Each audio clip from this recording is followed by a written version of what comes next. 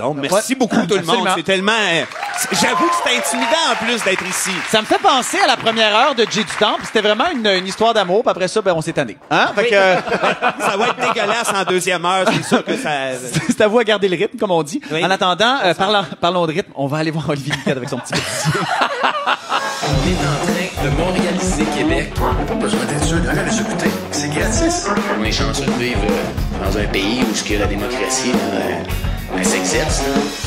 Comment ça va, mon gros? Hey, ça va super bien. Ah, super. Oui, vous vous souvenez, la semaine passée, on avait parlé de la vidéo du gars du Parti conservateur du Québec qui dénonçait les prix du gaz en montrant son gros char. Oui. Le gars avait été ridiculisé, il a perdu son job et il n'est plus candidat. Le chef du Parti conservateur, Adrien Pouliot, a pris bonne note de la réaction du public, a décidé de lui aussi faire une vidéo pour dénoncer le prix du gaz en montrant son gros char. Bonjour, mon nom est Adrien Pouliot, je suis chef du Parti conservateur du Québec. Avez-vous une idée combien ça coûte de taxes tanker un truck de même? Nous autres, le PCQ, on va agir. On va baisser le prix de l'essence. On va faire comme ils ont fait en Ontario. On va éliminer la taxe québécoise sur le carbone. On va éliminer le fonds vert. Et on va pouvoir baisser le prix de l'essence. Vous voyez, il y en a au moins un qui parle d'environnement dans cette campagne. Bravo! Bravo, Olivier! Voyons. Merci. Vous savez même pas de quoi vous parlez, Jean-Sébastien.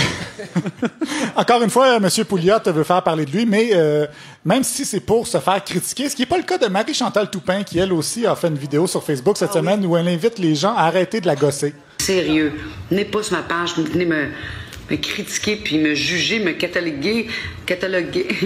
Je m'en suce tellement le beigne, sérieux. Elle s'en suce le beigne. Oui, c'est bien dit. Hein? C'est ma nouvelle expression préférée. Et vous savez que si vous sucez un beigne, vous pouvez en profiter beaucoup plus longtemps.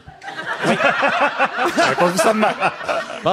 Du côté de la CAQ, beaucoup de nouvelles cette semaine. D'abord, il y a le chroniqueur Chasse-Pêche du Journal de Montréal qui a fait des entrevues avec des politiciens sur leur vision de la faune au Québec.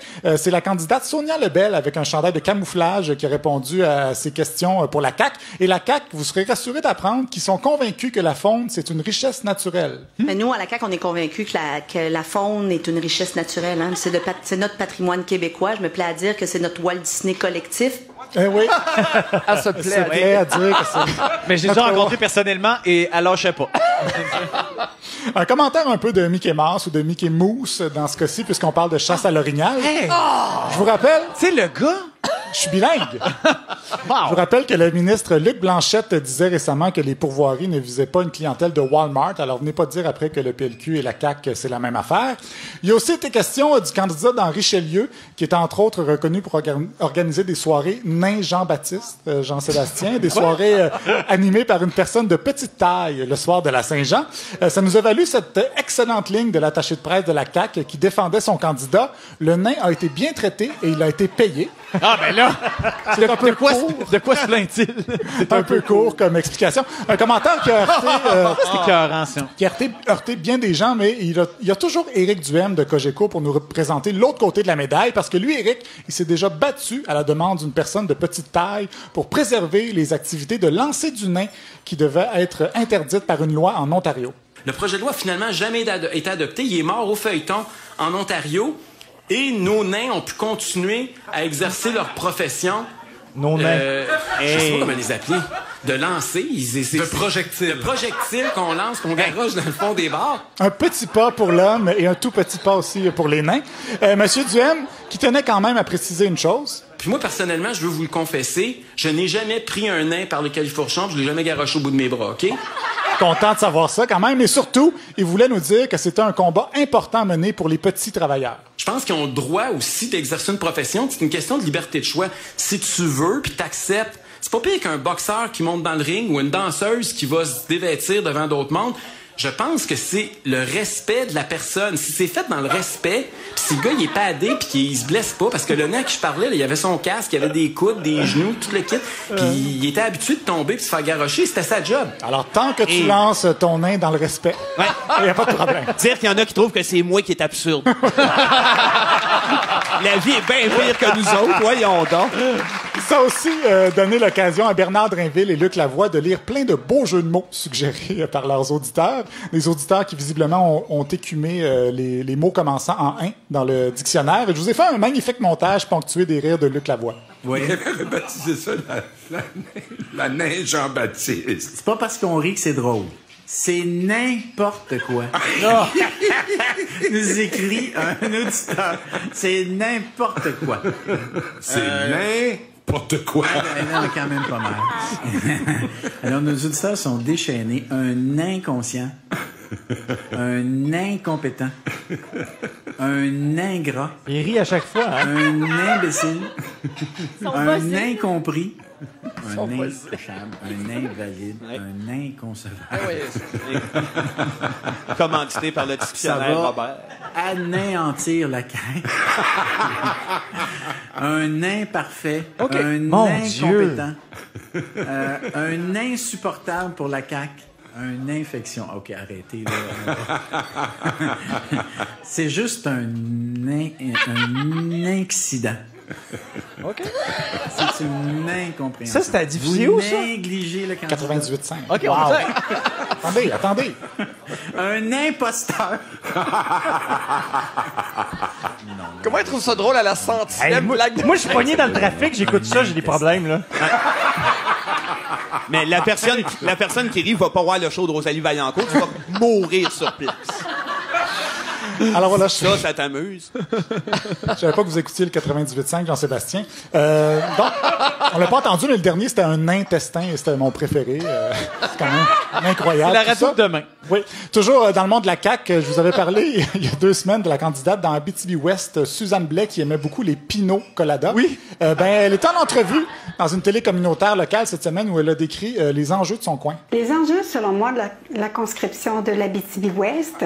Alors, c'est sûr qu'on a, avec qu'est-ce qui se passe au niveau gouvernemental, au niveau de l'ALENA, on parle aussi de nos enjeux, on parle aussi des forêts, de l'agriculture et surtout de la santé. Alors oui, c'est la conscription en Abitibi, la guerre est à nos portes. Et la santé est un cheval de bataille, Madame Blais le sait, puisqu'elle a longtemps été infirmière. Ça, c'est un gros cheval de bataille, parce que Amos est l'hôpital de traumatologie. Alors, elle a été infirmière 15 ans à Amos, mais elle dit traumatologie au lieu de traumatologie. Est-ce que ce serait une incompétente? Peut-être. Bravo. C'est une infirmière, en tout cas.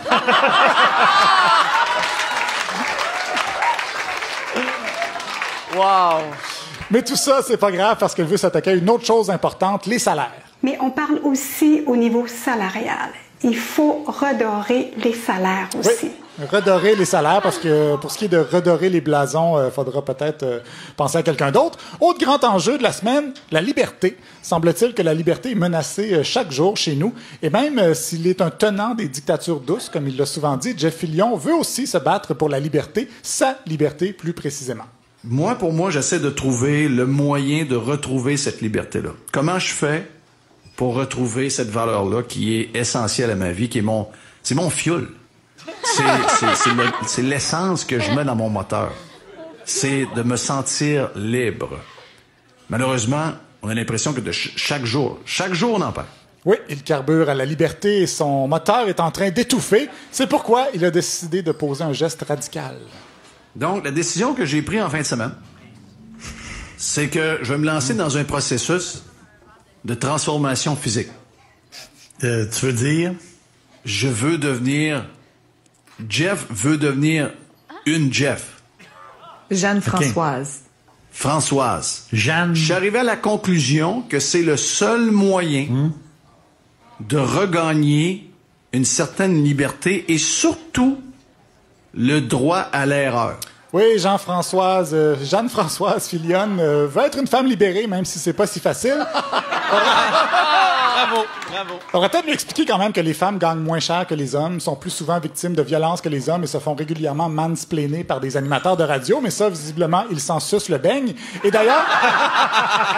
Ça, c'est une extraordinaire expression. J'adore. Selon lui aussi, Éric Kerr, qui a emprunté de l'argent au maire de l'ancienne Lorette, est victime de sa masculinité. Si Éric Kerr s'appelle maintenant Huguette Kerr, Éric Kerr, on l'écœure plus, là, c'est fini. Bon, je suis pas sûr que Gertrude Bourdon serait d'accord avec lui.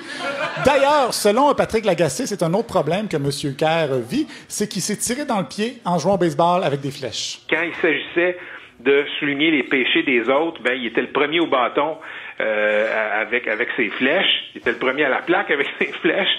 Et là, il a goûté à ça. Bon, s'il existe un sport où que tu tires du gun en faisant du ski, pourquoi pas un sport que tu frappes des flèches avec un bâton de baseball? Et on va terminer avec Alexandre Leduc de Québec solidaire qui parlait du cadre financier de son parti. Avec l'argent que l'État va économiser en haussant le salaire minimum, c'est-à-dire des gens qui vont commencer à payer de l'impôt en changeant de braguette. Les braguettes, oui. En matière d'économie, si QS a effectivement la fly baissée, il reste encore de se retrouver les culottes à terre aux prochaines élections. Ah, bravo, Olivier Niquette, mesdames et messieurs. Oh! Est-ce qu'on accueille notre prochain invité, Vincent?